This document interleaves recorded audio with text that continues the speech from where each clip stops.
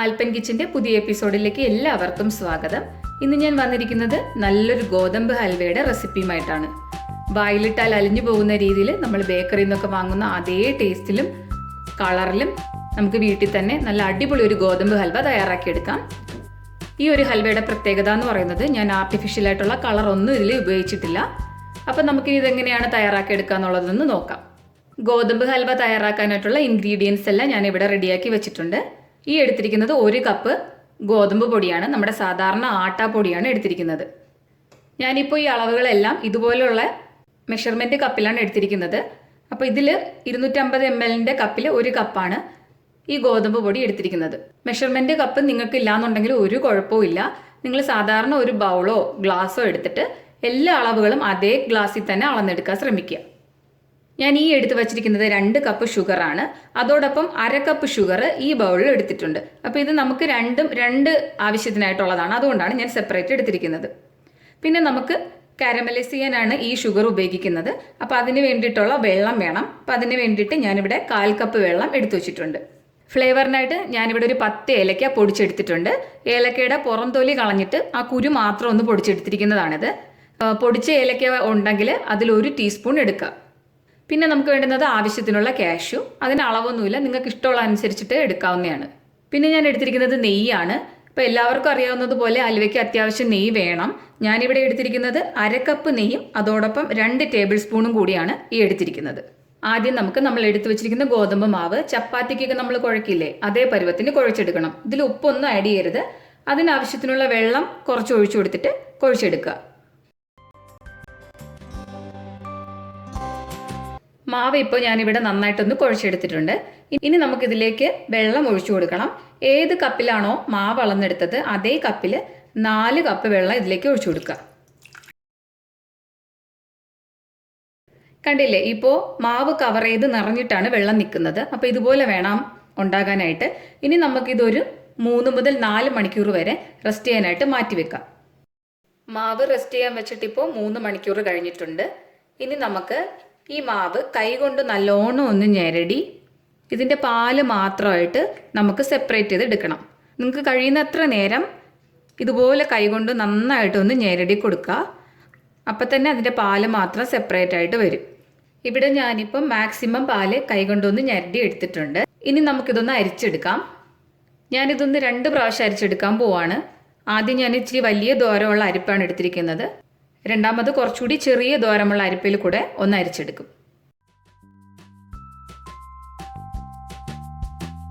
ഇപ്പോൾ ഞാൻ 1 പ്രാവശ്യം ഒന്ന് അരിച്ചെടുത്തിട്ടുണ്ട്. ഇതെല്ലാം ഗോതമ്പിൻ്റെ വേസ്റ്റാണ്. ഇത് ഇനി നമുക്ക് യൂസ് ചെയ്യാനൊന്നും കൊള്ളത്തില്ല, ഇത് കളയണം. നമ്മളിപ്പോൾ ഗോതമ്പിൻ്റെ പാലെടുത്തു കഴിഞ്ഞു. ഇത് നമുക്കിവിടെ തന്നെ ഇങ്ങനെ വച്ചേക്കാം.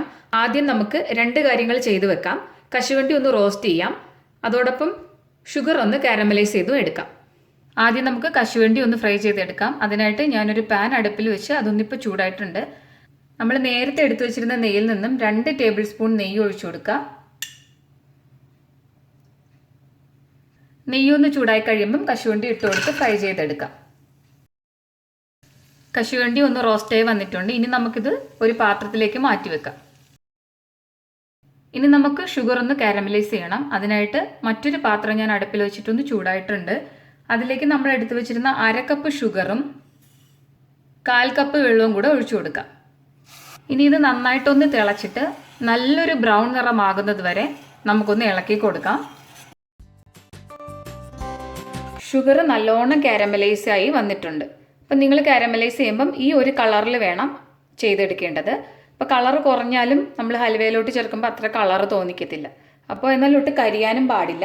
ഈ കാരാമൽ സിറപ്പിലേക്ക് നമ്മളൊരു 1/4 കപ്പ് ചൂടുവെള്ളം കൂടെ ഒഴിച്ചു കൊടുക്കാം. ഇനി ഇത് നമുക്ക് സ്റ്റൗവിൽ നിന്നൊന്ന് മാറ്റി തണുക്കാനായിട്ട് വെക്കാം. ഇനി നമുക്ക് ഹൽവ ഉണ്ടാക്കി തുടങ്ങാം. അതിനായിട്ട് ഞാനൊരു നോൺ സ്റ്റിക്ക് പാൻ ഒന്ന് അടുപ്പിൽ വെച്ച് കൊടുത്തിട്ടുണ്ട്. സ്റ്റൗ ഓൺ ആക്കിയിട്ടൊന്നുമില്ല. ഇനി നമുക്കിതിലേക്ക് നമ്മൾ എടുത്തു വച്ചിരുന്ന ഗോതമ്പിൻ്റെ പാല് ഒഴിച്ചു കൊടുക്കാം. ഇപ്പം ഞാനൊന്ന് സ്റ്റൗ ഓൺ ആക്കിയിട്ടുണ്ട്. ആദ്യം ഒരു 2-3 മിനിറ്റ് ഹൈ ഫ്ലെയിമിലൊന്ന് ചൂടാക്കി കൊടുക്കാം. പക്ഷെ നമ്മളിത് തുടക്കം മുതൽ അവസാനം വരെയും ഇങ്ങനെ ഇളക്കി കൊടുത്തുകൊണ്ട് തന്നെ ഇരിക്കണം. അതോടൊപ്പം നോൺ സ്റ്റിക്ക് പാത്രം തന്നെയാണ് ഈ ഒരു ഹൽവ റെഡിയാക്കാനായിട്ട് ഏറ്റവും ബെസ്റ്റ്. അല്ലാന്നുണ്ടെങ്കിൽ പെട്ടെന്ന് ഗോതമ്പ് മാവായത് കാരണം അടിയിൽ ഒട്ടിപ്പിടിക്കാൻ ചാൻസ് ഉണ്ട്. ഇത് ഇപ്പോൾ കണ്ടില്ലേ, നമ്മളെടുത്ത ഗോതമ്പിൻ്റെ പാല് ഒരു കഞ്ഞിവെള്ളത്തിൻ്റെ, കട്ടിയുള്ള കഞ്ഞിവെള്ളത്തിൻ്റെ ആ ലുക്കിലൊന്നായിട്ടുണ്ട്. ഈ സമയം നമുക്കിതിലേക്ക് ഒരു 2 ടേബിൾ സ്പൂൺ നെയ്യ് ഒഴിച്ചു കൊടുക്കാം. വീണ്ടും നല്ലതുപോലെ ഇളക്കിക്കൊണ്ട് തന്നെ ഇരിക്കണം. ഈ പുറത്ത് കിടക്കുന്ന നെയ്യെല്ലാം ഹൽവ റെഡിയായി വരുംതോറും ഈ മാവിനുള്ളിലേക്ക് വലിച്ചെടുക്കും. ഇത് കണ്ടോ, കുറച്ചുകൂടെ കുറുകി വന്നിട്ടുണ്ട്. ഈ സമയം നമുക്ക് കാരമൽ സിറപ്പ് ഒഴിച്ചു കൊടുക്കാം. കാരമൽ സിറപ്പ് ഒഴിച്ച ശേഷം വീണ്ടും നന്നായിട്ട് ഇളക്കിക്കൊണ്ടേ ഇരിക്കണം. ഇപ്പം തന്നെ കണ്ടില്ലേ, ഇത് നല്ലൊരു കളറായിട്ട് വന്നിട്ടുണ്ട്. അപ്പം ഞാൻ നേരത്തെ പറഞ്ഞ പോലെ ആർട്ടിഫിഷ്യൽ കളറൊന്നും നമുക്ക് വേണ്ട.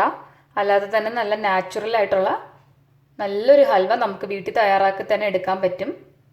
ഇതൊന്ന് കുറുകി വരുമ്പോൾ വീണ്ടും 2 ടേബിൾ സ്പൂൺ നെയ്യൂടെ ചേർത്ത് കൊടുക്കുക. വീണ്ടും നന്നായിട്ട് ഇളക്കിക്കൊണ്ട് തന്നെ ഇരിക്കണം. ഇപ്പോൾ കണ്ടില്ലേ, ഈ ഒരു പാകത്തിനായിട്ട് വന്നിട്ടുണ്ട്. ഇനി നമുക്കിതിലേക്ക് ഷുഗർ ചേർത്ത് കൊടുക്കാം. നമ്മൾ എടുത്തു വെച്ചിരുന്ന 2 കപ്പ് ഷുഗറാണ് ചേർത്ത് കൊടുക്കുന്നത്. ഷുഗർ ചേർത്ത് വീണ്ടും നല്ലോണം ഇളക്കി കൊടുക്കുക. ഷുഗറിൻ്റെ അളവ് നിങ്ങൾക്ക് ആവശ്യത്തിനനുസരിച്ച് കുറയ്ക്കണമെങ്കിൽ കുറയ്ക്കാം കേട്ടോ. ഹൽവ ആകുമ്പോൾ നല്ല മധുരം ഉണ്ടാവുമല്ലോ. പ്രത്യേകിച്ച് നമ്മൾ ഗോതമ്പ് മാവിൽ കൂടെ ചെയ്യുന്നത് കൊണ്ട് ഇത്രയും ഷുഗർ ചേർത്ത് കൊടുക്കണമെന്നാണ് എനിക്ക് തോന്നുന്നത്. അപ്പം നിങ്ങളുടെ ഇഷ്ടത്തിനനുസരിച്ച് കുറയ്ക്കണമെങ്കിൽ കുറയ്ക്കുക. ഇനിയും ആവശ്യമുള്ളവർക്ക് കൂട്ടണമെങ്കിൽ കൂട്ടിയും ചേർക്കാം. നമുക്കിനി ഇതിലേക്ക് ഏലക്ക പൊടിച്ചത് ചേർത്ത് കൊടുക്കാം. വീണ്ടും നന്നായിട്ട് ഇളക്കിക്കൊണ്ട് തന്നെ ഇരിക്കണം. തീ ഇടയ്ക്കൊന്ന് കൂട്ടിയും കുറച്ചും അങ്ങനെ വെച്ചാലും മതി കേട്ടോ. എപ്പോഴും മീഡിയം ഫ്ലെയിമിൽ തന്നെ വെക്കണമെന്നില്ല. ഞാൻ വീണ്ടും 2 ടേബിൾ സ്പൂൺ നെയ്യൂടെ ചേർത്ത് കൊടുക്കുന്നുണ്ട്. നെയ്യുടെ അളവ് കുറച്ച് ചെയ്യുന്നവർക്ക് അങ്ങനെയും ചെയ്യാം. പിന്നെ സാധാരണയായിട്ട് ഹൽവ നമ്മൾ നെയ്യിൽ തന്നെയാണ് ഇങ്ങനെ ചെയ്തെടുക്കുന്നത്. നെയ്യ് കുറച്ച് കഴിയുമ്പോൾ ടേസ്റ്റിനും എന്തായാലും അതിൻ്റേതായിട്ടുള്ളൊരു വ്യത്യാസം ഉണ്ടാവും. ഇപ്പോൾ കണ്ടില്ലേ, നന്നായിട്ടൊന്ന് കുറുകി വരുന്നുണ്ട്. ഈ സമയം ബാക്കിയിരിക്കുന്ന നെയ്യ് മുഴുവൻ ചേർത്ത് കൊടുക്കാം. വീണ്ടും നല്ലതുപോലെ തന്നെ ഇളക്കിയെടുക്കാം. ഹൽവ നല്ലോണം കട്ടിയായി തുടങ്ങിയിട്ടുണ്ട്. ഇപ്പം നിങ്ങൾ നോക്കിയാൽ കാണാൻ പറ്റും, കണ്ടില്ലേ, നല്ലോണം നൂൽ പരുവമായിട്ട് വന്നിട്ടുണ്ട്. നല്ലോണം കുറുകി വരാൻ തുടങ്ങി. അപ്പം നമുക്ക് ഈ സമയത്ത് നമ്മൾ ഫ്രൈ ചെയ്ത് വെച്ചിരിക്കുന്ന കാഷ്യൂ കൂടെ ചേർത്ത് കൊടുക്കാം. ഇപ്പം കണ്ടില്ലേ, ചട്ടിയുടെ വക്കിൽ നിന്നൊക്കെ നല്ലോണം ഇളകി വരുന്നുണ്ട്. ഇനി നമ്മൾ കുറച്ച് നേരം കൂടി ഒന്ന് ഇളക്കി കൊടുത്താൽ മതി. ഇപ്പം നമ്മുടെ ഹൽവ ഇവിടെ തയ്യാറായിട്ടുണ്ട്. ഇതിൻ്റെ ഒരു പാകം എന്ന് പറയുന്നത് ഇപ്പം നിങ്ങൾ കണ്ടോ, നമ്മളിങ്ങനെ ഇളക്കി കൊടുക്കുമ്പോൾ ചട്ടിയിൽ നിന്ന് മുഴുവനായിട്ട് ഇങ്ങനെ വിട്ട് വരുന്നുണ്ട്. ഇതേ കണ്ടോ, ഈ പാകം ആയി വരുമ്പോഴത്തേക്ക് നമുക്ക് സ്റ്റൗ ഓഫ് ചെയ്യാം. ഇനി നമുക്ക് ഈ ഹൽവ ഒന്ന് സെറ്റ് ചെയ്തെടുക്കാം. നിങ്ങൾക്ക് ഏത് ഷേപ്പിനാണോ വേണ്ടത് ആ രീതിയിലുള്ള ഒരു പാത്രം എടുക്കുക. അതിനുള്ളിലേക്ക് ആദ്യം കുറച്ച് നെയ്യ് പുരട്ടി കൊടുക്കണം. നെയ്യ് പുരട്ടി കൊടുത്തിട്ടുണ്ട്. ഇനി നമുക്ക് ഇതിലേക്കൊന്ന് ഒഴിച്ചു വയ്ക്കാം. ഹൽവ ഞാൻ ഇതിലേക്ക് മാറ്റിയിട്ടുണ്ട്. ഇനി നമുക്കിതിൻ്റെ മുകൾ ഭാഗം ഒന്ന് ലെവൽ ചെയ്ത് കൊടുക്കാനായിട്ട് ഇതുപോലെ ഒരു സ്പൂൺ എടുത്തിട്ടുണ്ട്. ഈ സ്പൂണിൻ്റെ മേൽഭാഗത്ത് ഞാൻ നെയ്യ് പുരട്ടിയിട്ടുണ്ട്. അപ്പോൾ അതാകുമ്പോൾ നമുക്കിതിങ്ങനെ ചെയ്ത് കൊടുക്കാനായിട്ട് നല്ല എളുപ്പമായിരിക്കും. ഇങ്ങനെ നമുക്കിതിൻ്റെ മുകളിലൊന്ന് നിരത്തി വെച്ച് കൊടുക്കാം.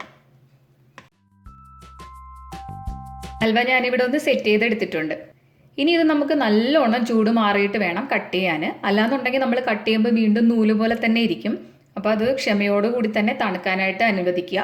അത് കഴിഞ്ഞ ശേഷം കട്ട് ചെയ്ത് കാണിക്കാം. ഹൽവ ഞാനിവിടെ നല്ലോണം ഒന്ന് തണുത്തപ്പോൾ പുറത്തെടുത്തിട്ടുണ്ട്. കണ്ടില്ലേ, ഇത് എന്ത് നല്ല കളറാണെന്നുള്ളത്. നമ്മൾ ആർട്ടിഫിഷ്യൽ കളറൊന്നും ചേർക്കാണ്ട് തന്നെ നല്ല കളറോട് കൂടി നല്ല ടേസ്റ്റി ആയിട്ടുള്ള വായിലിട്ടാൽ അലിഞ്ഞു പോകുന്ന രീതിയിലുള്ള സോഫ്റ്റ്നെസ് ഉള്ള ഒരു ഹൽവ നമുക്ക് വീട്ടിൽ തന്നെ തയ്യാറാക്കി എടുക്കാൻ പറ്റും. ഈ റെസിപ്പി നിങ്ങൾക്ക് ഇഷ്ടമായെങ്കിൽ നിങ്ങൾ ദയവായി മറ്റുള്ളവർ കൂടി ഒന്ന് ഷെയർ ചെയ്ത് കൊടുക്കുക. എൻ്റെ ചാനൽ ആദ്യമായി കാണുന്നവരാണെങ്കിൽ ഒന്ന് സബ്സ്ക്രൈബും കൂടി ചെയ്യൂ. നിങ്ങൾക്ക് ഇഷ്ടമായെങ്കിൽ അത് കമൻറ്റിലൂടെ എഴുതി അറിയിക്കാനും ലൈക്ക് ചെയ്യാനും മറക്കരുത്. അടുത്ത എപ്പിസോഡിൽ മറ്റൊരു വീഡിയോയുമായിട്ട് വീണ്ടും കാണാം.